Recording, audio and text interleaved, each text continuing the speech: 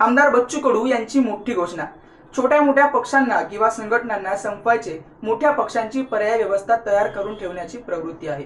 छोट्या मोठ्या पक्षांची अशीच विटंबना होत असते।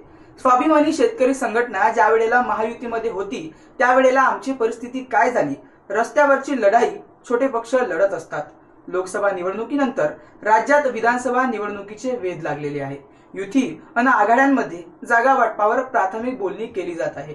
लहान पक्ष आपले स्थान निर्माण करण्याचा प्रयत्न करत आहेत आणि अशा वेळी प्रहार संघटनेचे अध्यक्ष बच्चू कडू यांनी मोठे विधान केलेले आहे। नमस्कार, मी प्रलय, खबरकट्टा लई भारी मध्ये आपलं स्वागत आहे। तर बच्चू कडू यांनी सांगितले की 19 तारखेला महायुती सरकारला आमच्या मागण्याचे निवेदन आम्ही देणार आहोत। सरकारने आमच्या मागण्या पूर्ण केल्या तर माझी विधानसभा निवडणुकीतून माघार असणार आहे।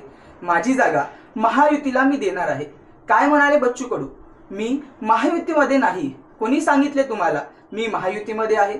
आमची तिसरी आघाडी नाही तर शेतकरी, शेतमजूर, कष्टकरी यांची आघाडी आम्ही तयार करणार आहोत।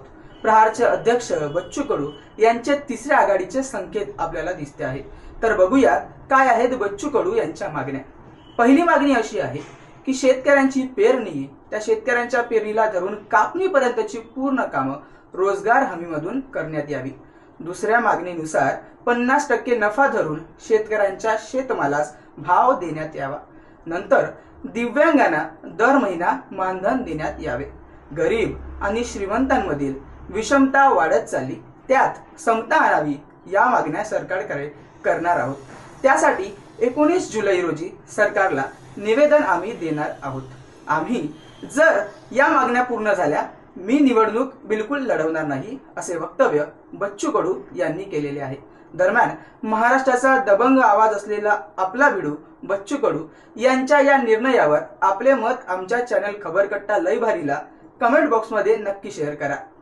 आजच आमच्या चॅनलला सबस्क्राईब करा। मनपूर्वक धन्यवाद।